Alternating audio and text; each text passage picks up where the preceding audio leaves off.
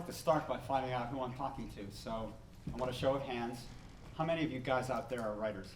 All right. How many of you are either designers or directors or producers that work with writers? How many of you would like to be writers? and how many of you would like to be designers or producers, directors who would work with writers? Okay. And how many of you speak English? That's really great because I'm a lazy American, and like most of us, my German is non-existent. So after Guten Tag, we're on our way. Here we go. Let's look at some pictures.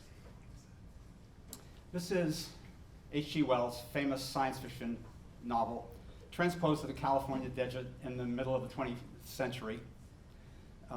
As the Martians establish their positions, scientists in the military are very curious and anxiously watch what they might be up to. And as the Martian machines start to emerge from their staging areas, a general explains what the military has learned so far. First, one ship comes down, then two, then three, linked together magnetically. And he turns to the hero of the movie, a scientist, Dr. Clayton Forrester, and he says, "Doctor, tell me, is it possible?"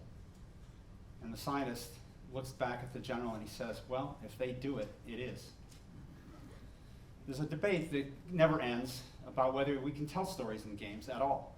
And certainly there's a debate about what the proper form is and whether we should be more interested in advancing the form or perfecting it, and so on and so forth.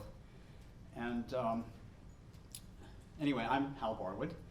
I do my work through a little personal service company to avoid more than my share of taxes called Finite Arts. You can find out all about me at finitearts.com.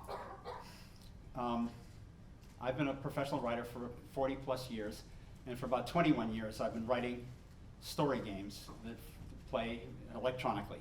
So I do it, I know some of you do it, so it certainly is possible. The big question in my mind isn't really that, it's what the differences are between the classical storytelling and the kind of thing that we have to do when we're coming to electronic games.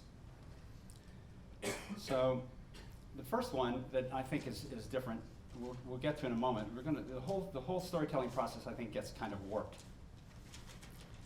And I want to say at the beginning that what I'm going to talk about isn't prescriptive at all. I'm just going to give you the observations that I make, things that I find that even though I am a writer, sort of, I still have to think carefully about the subjects we're going to talk about today. I'm not going to talk about details like good dialogue or the way you create characters to generate good dialogue. That kind of stuff kind of comes through my fingers, and I don't think about it especially consciously all the time. But I find there are a lot of other larger issues that I do have to think about. And I probably should also say that, unlike some here today, I'm not as interested in the evolution of storytelling as I am in telling stories skillfully. So here we go. The first thing that I think is quite different in games, and it's a neglected part of storytelling, is setting, time and place. I think most of us feel that it's kind of a secondary matter, that hey, this is going to be in the American Civil War, what do the costumes look like, Google it up, and we're done. But it's really not like that, and setting, I think, is undervalued, especially in games. So I'd like to talk a little bit about my experiences with Close Encounters. When Steve wrote the screenplay for this movie, as he neared principal photography, he realized that he was in trouble, and he needed some revisions, so he called on his friends, Matthew Robbins and Hal. We'd worked together before, to come down and fix it up. So we did. And the first thing he was interested in was, where is he going to bring the ship down? Well, as it happened, on a family vacation a few years previously, I had visited northern Wyoming in the middle of North America, where there is this amazing structure. It's the remains of an old volcano. The sloping sides of the volcano, the pumice, the soft stuff, has been eroded away over millions of years, leaving behind a solid plug of cold lava, which juts several hundred feet up into an otherwise unremarkable landscape. Well, I showed this to Steve, and he was thrilled, and we used it. And you'd think that's it, but look at how that setting informed the rest of the movie. First of all, it became a symbol for the apparent madness of our hero, Roy Neary. And yes, the mashed potato scene is part of that.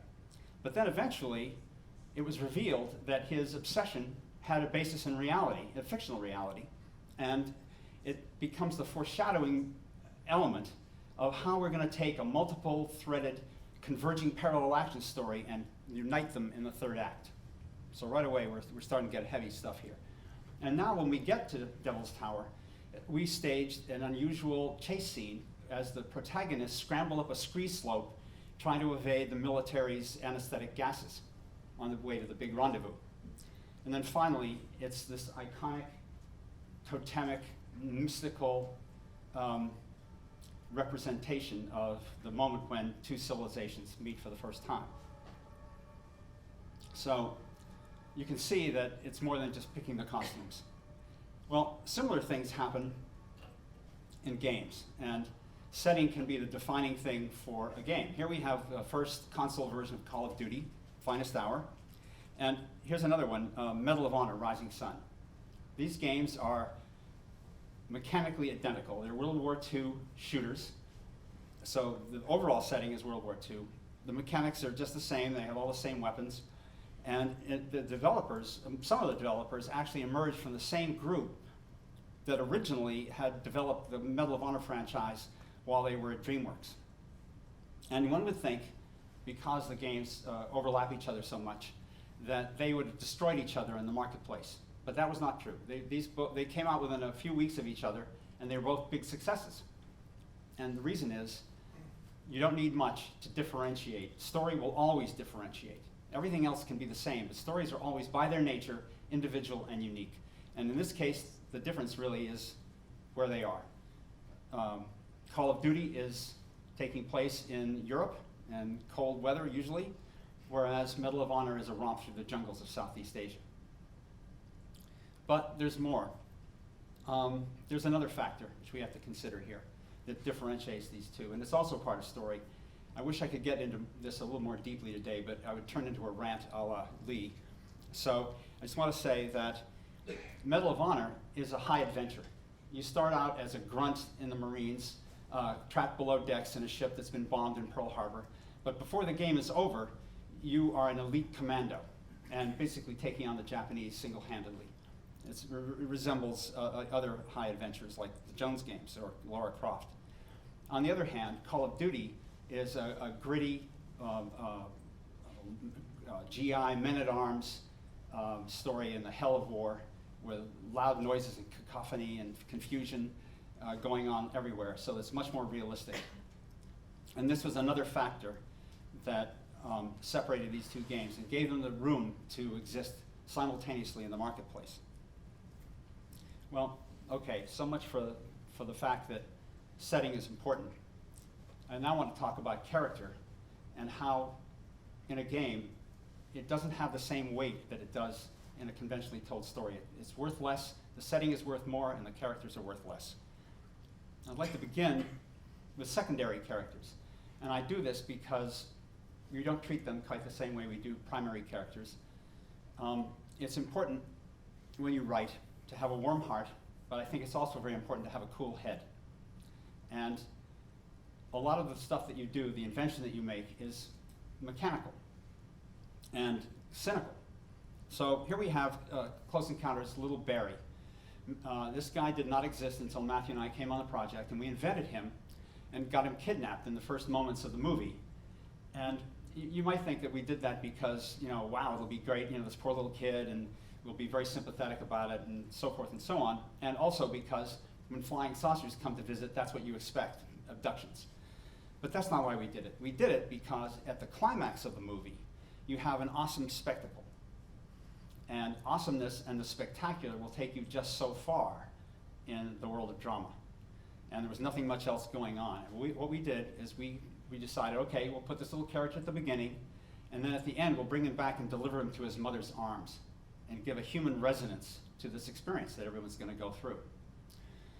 So I'm really bringing this up because even in games, it's important to realize that as a writer, you have to deal with things as if you were cutting out the pattern for a suit of clothes, or riveting together some stuff, and emotion will emerge out of that. So that we have here one of my favorite games from a few years ago, Eco. And the Eco story is that he's kind of a deformed kid and sacrificed by his own tribe in some nameless society. And he's put in a funeral urn. He cracks open the funeral urn. He's not really dead. And he finds himself in a dungeon. And he needs a key to escape. But the designers and writers were smart, and they humanized the key and made the key into Princess Yorda. And this cool-headed decision caused the game to have an enormous emotional impact as Eco leads her out of there and she helps him escape. Let's look at another movie. This is an old movie called The Mountain. Spencer Tracy, Robert Wagner. It takes place in the Swiss Alps. There's been a plane crash high up, and these two mountain climber guys are going to climb up and investigate the wreckage. Well, there's a lot of sports tension going on as they stage scenes, climbing up impossible cliffs, as you see. And that works, but there's no drama here. And the movie makers knew this. They knew that what they needed was character conflict. So what happens is they get up there and they find out there's been a survivor. And now you have conflict. Robert Wagner, the younger brother, wants to let her expire and make off with the fortune and money that they found on the plane. And no one will be the wiser, and there'll be no witnesses. But the older brother has a conscience. And so the movie really isn't about mountain climbing, it's really about a conflict between brothers and the possibility that it's a Cain and Abel story, and as they descend the mountain, there'll be some terrible mountain accident. Well, compare that to Uncharted. In a movie, it's hard to get enough value out of something like sports tension. Every now and then, for short periods, you can have very, very exciting cinematic stuff. But over the long haul, it doesn't carry the mail. In a game, it's exactly the opposite. It's very easy to imagine that you could have a game where the main activity would be mountain climbing, technical mountain climbing, and that would be the main mechanic. And you would not really have to have very much else for it to be exciting. Uncharted 2 is kind of like that. He doesn't really do mountain climbing the way the movie did, but what we used to call platforming is now, the euphemism is traversal, and it works just great. Let's look now at main characters. Here we have Indiana Jones, as seen in Raiders of the Lost Ark. And what we see is the character embodied by the very, very charming leading man, Harrison Ford. And he's got the right accoutrements. He's got his fedora hat. He's got his Sam Brown belt, his leather jacket. But what we see in him is his dramatic character. We see his lust. We see his greed. We see his will to uncover the ancient mysteries. And that's what attaches us to the film. That's why we sit there and pay attention. Now let's look at Indiana Jones in a game. This is from Emperor's Tomb. Gone is all the charm of Harrison Ford and a lot of the detailed graphics. But instead, what's important here to the player is that he's got a whip that we can use. He's got a pair of fists and he's got a revolver. And that's how we attach into a game. So the most important characteristics of a character in a game are what he can do, his capability. And maybe in the case of Jones, the opportune way in which he is ready for adventure. That he's got a PhD and speaks 12 languages and teaches archaeology. Here we have Spider-Man. His dramatic characteristic is his teenage angst and his unrequited love for Mary Jane, who we see here as he's rescuing her. But in a game, all we really care about is the fact that he can sling a whip a web into the sky and swing wherever the heck he wants. So he has a Superman powers. And that's how we attach, literally, and as a pun, into the game. Here we're looking at something a little bit different. We're looking at a version of Samus in Metroid Prime when she's rolled up into her little ball. It's a third-person game. And we attach through the superpower. But now things are a little different because most of the time, Samus is a gun, her gun hand sticking into the lower part of the frame, and we're inside her helmet. And pretty much the game has been drained of any character. It gets worse. This is ostensibly and nominally Gordon Freeman, in Half-Life. It could be Morgan Freeman. No one would ever know. And we have no character at all. So what do we have if we don't have really a character? And this raises questions about player agency. If instead of a character, well, I'm going to back up.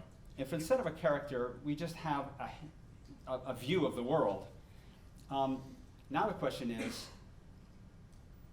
will the player's desires fight with the game's necessities?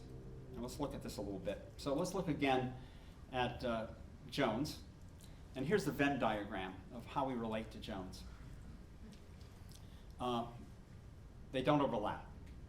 The hero is up on the screen, you're sitting there in the chair in the audience, and you may project yourself onto that guy, and you admire him and are interested in his goals and what he might do. In fact, you don't really try to offer any of your own, except maybe small speculations about, which character is going to turn out to be the villain after all. And you're perfectly happy to do this. But in a game like Red Faction, nominally you're a person named Parker. But the truth is, it's you that has been injected into this game, and it's your psyche that's pushing things forward here, not some other character that you're watching. And the same thing is true in Halo. Nobody ever figured out who Master Chief is, and instead, it's you. This is a head simulator. Well, here's another one, Area 51, Blacklist, and here's the Venn diagram. You almost completely overlap the character that you're supposed to be playing. In fact, you obliterate that character. And now the question that, maybe I'd like to do A, but the game wants me to do B. I would like to turn left, but the game wants me to turn right. This starts to be a real problem. And no wonder the debate over whether or not we can tell stories in games has arisen, because this is a real issue. And there are lots of ways to solve it. You can either create a sandbox, or you can create some latitude. You can try to drain the game from cutscenes if you'd like, and hope that just continuous play will be enough. Or you can also design the level pipelines to be so tight that there's no question that the problem is so overwhelming that there's just no question that you, the player, will feel like you must do what the game wants you to do. And we see in the various games I've shown you already, we see lots of examples of all three of those ideas. Now, it's quite different when you get to a third-person kind of game. And here I'm looking at Prince of Persia: Sands of Time. Among his superpowers, which make him attractive and help us get into the game, he can run on walls. Well, I'm not particularly interested in the Dagger of Time, or putting all the sands back in the bottle and getting rid of the evil viziers, evil deeds that made everybody into monsters. But I see before me a guy in Middle Eastern garb, and who's got various ways of daring do, and so I accept his goals, and I'm perfectly happy to go with them. And the Venn diagram looks more like this. There is some overlap, but there's not very much. This character retains his identity on screen, and my desires are submerged into his. So what do we have if we don't have agency? We have participation. It's a bit of a fallback, but I think it's enough. So in Uncharted, Nathan Drake is busy off there in the Pacific looking for a lost treasure theoretically left behind by Sir Francis Drake. And I may or may not care very much about that, but as he reaches his goals, I'm the one who got him there. This is my achievement. This is my accomplishment. I'm part of this story. I'm in it in a funny, indirect way. And most people, psychologically, I think, take pride in being able to be immersed in the world in this way, which is a deeper way of being immersed in a story than you'd ever find in a movie. To sidetrack just for a second, I mean, one of my favorite games, the first console game I ever really played a lot, was Zelda: A Link to the Past. And this is not long after I got professionally into the game business, so I've been making games ever since I was a kid. And I realized that I couldn't ever tell my friends from the movie business that I liked that game, because they would look at it, and they never play it, but they'd look at it and they would just see the stupid dialogue, they would see these little tiles and all this stuff running around, and they would have no idea, nor could I explain to them why that world was deep and why that was an artistic achievement that was really, really good. Well, I want to move along swiftly to plot and talk about some structure. I've got here a couple of axes on a graph, and I've labeled them. Time is obvious. The other one I've called intensity, and I'm not exactly sure what it means. It could mean emotional strength, it could be emotional arousal, it could be intellectual curiosity, it could be stress levels. But anyway, here's kind of the arc of a conventionally told story, in whatever form. It starts with an inciting incident. This is all classical stuff. And it gets, the complication happens in the second act as the problems grow. And then eventually the hero usually figures out, what the problems are, overcomes the obstacles, and then drives the action downward to the denouement. This is kind of classic. Well, let's look at the same graph with a different kind of time axis. It's a long, long time. Games typically, mostly for commercial reasons, are very long. They're like long Russian novels. And we have to deal with this. It's really a tough problem. I've almost never played a game where I thought the story lasted long enough to keep me interested through the whole thing. So, and not only that, but this is also really important and hard to deal with, and you have to think hard, is the pattern that emerges. It looks like this. It doesn't look like the regular arc. It's a try and fail situation. You're trying and then you fail, oh darn, and then you try again, you fail again, try again, fail again. Then you come to a boss monster and you beat the boss monster, and now the game relaxes for a while and you explore. And this goes on and on and on and on. Well, it's trouble. It's really hard to sustain this kind of pattern through 40 hours, and people do it, and you just wonder why. So I want to look at a slightly different way of structuring, which I think is better. And a generic term is be long-form stories. We have the same arc we had before, but we achieve it in a different way. You have to imagine that the little pattern I'm going to show you has those little jaggies on it anyway. So what we do is we tell a story, and everyone is vaguely aware of the overall arc using various techniques, but the story starts, it goes through that same arc of inciting incident and rising action and then a climax, and tails off. But before it gets to the end, some character will emerge in that first episode and start to take on importance, and another story will develop. It's also relevant to the overall arc, but it's a new story. We've already completed one, now we're going to start another, and then, oops, here's another, and another, and another, carefully orchestrated so that the later ones are more intense, you're closer to the end, and then again you drive down to the denouement. So this is part of the story right here. This is part of what you need to do. But the other part is we have to make sure that each of these little loops, these mini stories that are contained within the big one, are especially inventive and intense. Because just simply doing the overlapping story, which allows you to feel satisfied that you've completed something and then go on to another goal, is not really enough. You need also to have each subsequent story have a certain exoticism and a certain further attraction that's beyond the first thing, so that fatigue and the player won't get in there. If the landscape just always looks the same and so forth and so on, if the problems are very similar, you get bored anyway. So the classical version of this is called the epic, and the canonical version is the Odyssey, where Odysseus takes 10 years to get himself back to Ithaca from Troy, to Penelope and Telemachus. And along the way, he has the most amazing, crazy adventures, each one very different. The modern canonical version of this is the TV series 24. I'm not sure if it gets over here or not. But this is, I love this show, and I love it particularly because it's so bare bones. When you watch it, you just see through to the techniques they're using, which are exactly as I described. It's nominally supposed to take place in a 24-hour period, but it's told on television over 22 weeks. Usually the first 2 weeks they overlap and do pairs of episodes. So 24 hours that stretches over almost half a year is intolerable if all you get is rising action for 18 weeks. So instead, every 3 weeks or every 4 weeks, there'll be a story which finishes. But out of the middle of that story, the next trajectory will begin. It's very successful. Similar things have happened in my game, Infernal Machine. I think here it's called Der Turm von Babel.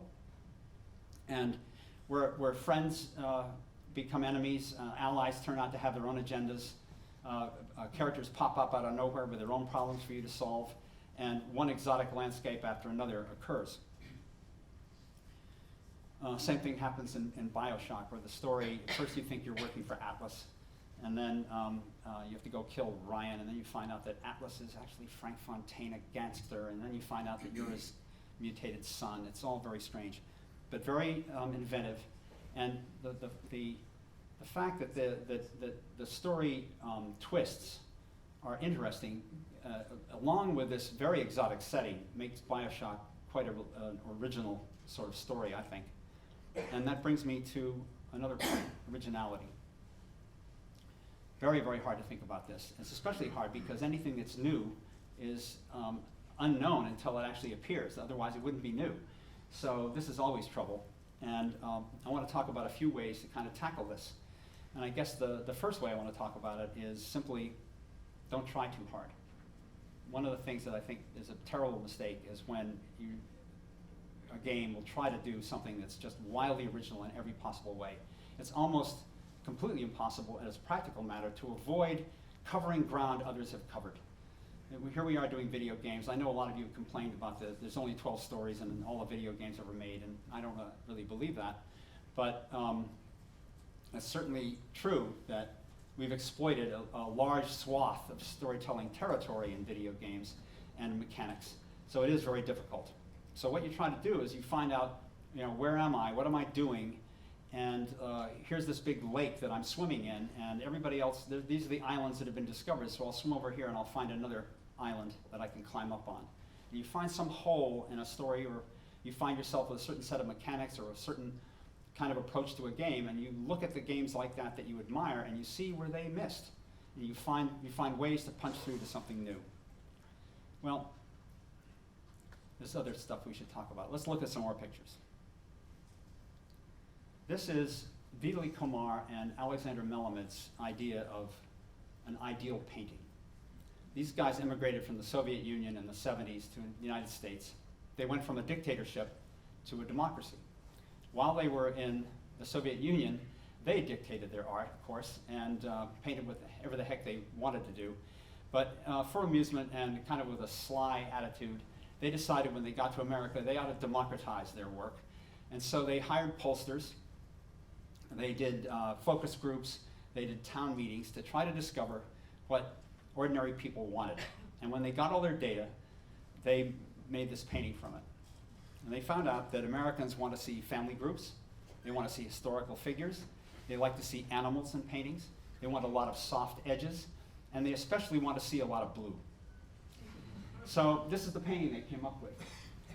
And of course, the whole point is that the real art was in this complicated project, which resembles something like Christo would do. And of course, even the people who thought they'd like this painting hate it. It's banal. And I show you this painting because even today there have been some books that have been mentioned, and my experience with books on writing is that they're all terrible. And mostly they, not all, but nearly all. And it seems that, especially screenwriting books, try to emphasize the form. And it's true. Movies have a pretty rigid form. And in fact, most stories have a pretty rigid form. You have to start with some kind of incitement. You have to get things kind of complicated, and you have to resolve things. So we are stuck with this. But one of the ways to be original is to vary the form. Movies are good at this, and here's one of them, familiar to European audiences, I'm sure, a try and fail movie. They got their inspiration from video games. Pulp Fiction took all the scenes and randomized them in order to be able to, not really randomized, but put them in a crazy order that doesn't pay attention to the timeline, in order to reveal a little bit more about the characters and the kind of stasis of the world in which they inhabit as gangsters. Memento told the whole story backwards in order to give the audience some idea of what it is to lose your short-term memory. Well, games can also do stuff like this. So here's a game which has a mechanical novelty. When we all saw it a few years ago, we all fell over because it's so cool. And it's ridiculous. All you do is you have this little ball which everything sticks to. And you just keep making bigger and bigger balls. Puzzle Quest, which is a wonderful game, is a mashup. It's an RPG, but you play it out with a Bejeweled-style match 3 game. My own game last game I did at LucasArts, RTX Red Rock. I want to talk about it a little bit. All stories are sort of unique, and this one is no exception. At least it's individual. It's a war story. In the beginning of the game, you find out that an alien civilization has come and fought a war on Earth, but we win because we have superior numbers and manufacturing capability, and they're just a couple of ships. And so we clear them out of Earth, but then they go to Mars, and we have a very fragile colony there, and they win. So when I first thought it up, I thought, well, okay, my main character is going to be about a 15-year-old kid who is sitting in a station on the moon Phobos. He's had an industrial accident. He's lost part of his arm and an eye. He's deemed by the colony leaders to be too clumsy to be on Mars, and they've sent him up to the station to await evacuation. But when the colony goes down, the army from Earth tries to call the colony, and the only person they can get is this 15-year-old kid. And so and they commission him as a major in the army and say, okay, kid, stay on watch. And eventually he has to go down and become a one-man gang and win the colony back and learn while he's on the job. I thought this was a terrific idea. I hadn't really seen that before, quite. And so I proposed it, and the management at LucasArts and my colleagues there were horrified that I would do such a thing.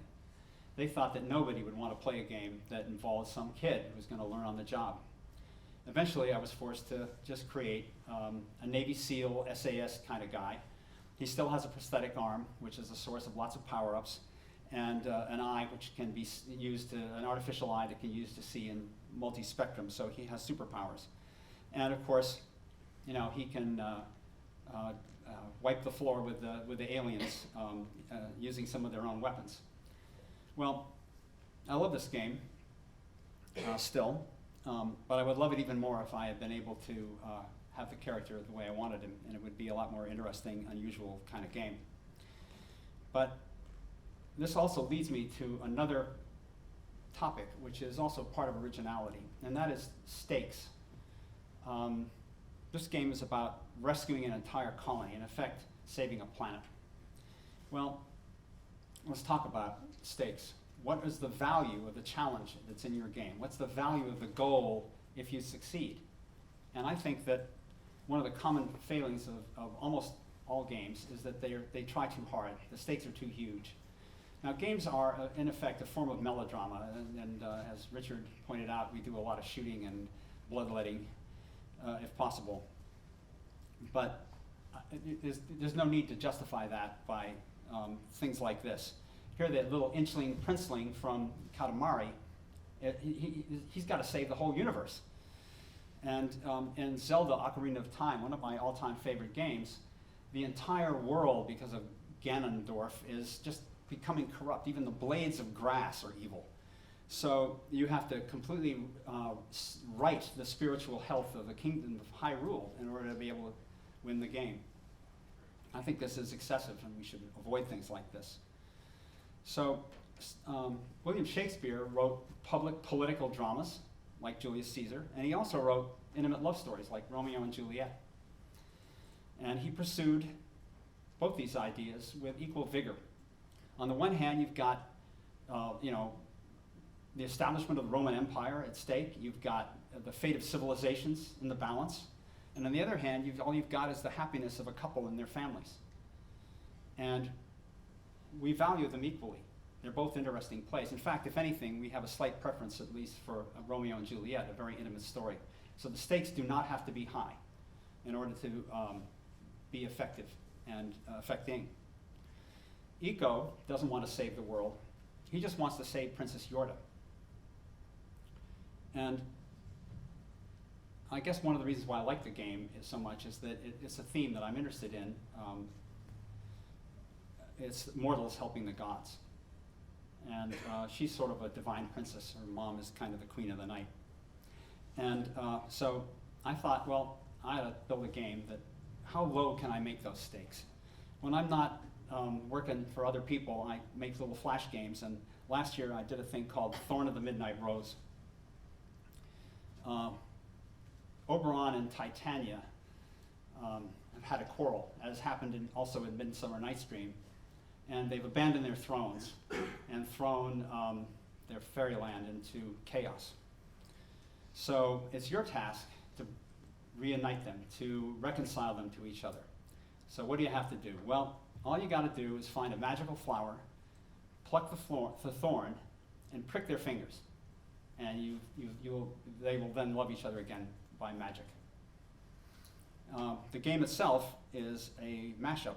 It's an adventure game that's played out as a set of slider puzzles. It's pretty weird, but it's also very original in its funny way. And I hope you guys will take a look at it. You can play it right on my website, or you can download it from there. Anyway, that's it for me. We've got some time for questions if you have some.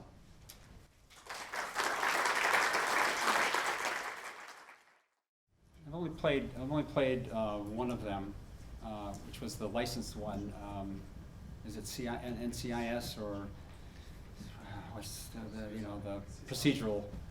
What's the other, the big one that's in every city? CSI. CSI. Yeah, I just played that one. That was one of their first ones, and it was a little bit primitive, so I'm not as familiar as I should be with those games. I like them. I think they're wonderful. I like adventure games. After Fate of Atlantis, I lost my taste for adventure games for a while. I'm also very interested in action games and action-adventure games particularly.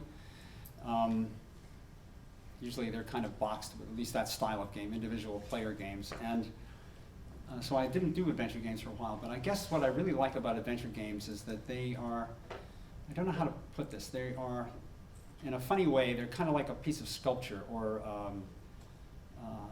painting, whereas they're nicely encapsulated. The thing that bothered me the most about them when I abandoned them was that once you solve a puzzle, it's kind of solved. And so you've now deadened a part of the game for yourself, and you can't really go back. But now that I look at them, and I've done a few since then, I like the fact that there's a clarity there. And there's this in the same way that I watch my favorite movies again and again and again. So I play them again and again. Well, as you have noticed, I spoke mostly about single-player boxed goods kind of today, because that's my favorite kind of stuff, and I'm not a big MMO player. I've only ventured in there a couple of times. I guess probably my favorite one was Club Penguin. My idea of a multiplayer game is Facebook, or maybe just surfing the web. So I think that the problem is that, of course, you have lots and lots of people, so the story must be individualized, and they all have to coexist in an MMO, and therefore it's really hard to tell a story that progresses. People have tried all sorts of techniques, and they sort of work. All of them are expensive, and so if you're creating new content all the time, or it's tough. The only thing I can think of is there could be some sort of online version of the kind of thing I did in Yoda Stories, my one sort of Star Wars game, where I created a replayable story system. And it might be possible to, in the stats for your character that are being kept on the server, there might be, everybody has to go through kind of a list of things. And those things could be enumerated, and they'd find out what your achievements were. And you could be in the game, and everybody else is running around in this world, but this tree over here, if you actually uproot it, it's got the gold chest in there. And everybody will have to do that at some point, but all the other players running through that world at that moment don't see that tree, or they don't see that it can be uprooted. And instead, they will have their own somewhere, that they will find uniquely. It's just really expensive to do this stuff. And it's getting worse because there have been so many, MMOs are really hit-driven. And there have been numerous failures that cost tens of millions of dollars to every company that did this. I know that Gordon Walton, a friend of Lee's and mine, just thinks you'd have more entertainment out of taking the $20 million and burning it in a bonfire. So anyway, I'm not really good at the MMO stuff. What I much prefer is the kind of thing that happens in social games, where there's some overlap, there's some continuity among players, but it's asynchronous usually, and it's more kind of a Facebook version of chatting at the water cooler after you've had similar experiences. Well, it's vital. But it's an epiphenomenon. Dialogue is the foam on top of the cappuccino. So it's got to have good coffee under there before it works. And dialogue comes from characters, and characters can only be expressed if there's some kind of plot. So I think one of the problems that I notice in MMOs, maybe this is one reason why I'm not that in love with them, or I'm not that in love with mission games in general. So I showed you a lot of first-person shooters, but most of them don't attract me very much because they lack the dramatic question. You know, there's no self-motivation. In a mission game, you're said, this is what you have to do, but there's no inner reason to do it. And so the character stuff, usually it's just a bunch of barks, people, hey, over here, that kind of stuff. And most of the games that I look at, my slightly snarky way of thinking about that is that their conception of character is mood swings. It's like, oh, he's happy today. No, he's grumpy. He didn't get his coffee this morning. And that's just nothing to do with dramatic character. Dramatic character is making the impossible choice. If I don't go and save her, she'll die, but if I do try to save her, we'll both die. And you do it anyway. And okay, that's a self-motivated hero that you're interested in. And dialogue can emerge from that sort of thing. Whereas, you have to struggle hard. Richard, I know, knows all about this when it comes to writing all those barks you have to do. And when the dialogue is essentially meaningless. Is that okay? Anyone else? No? Well, thanks again, Hal. Thank you.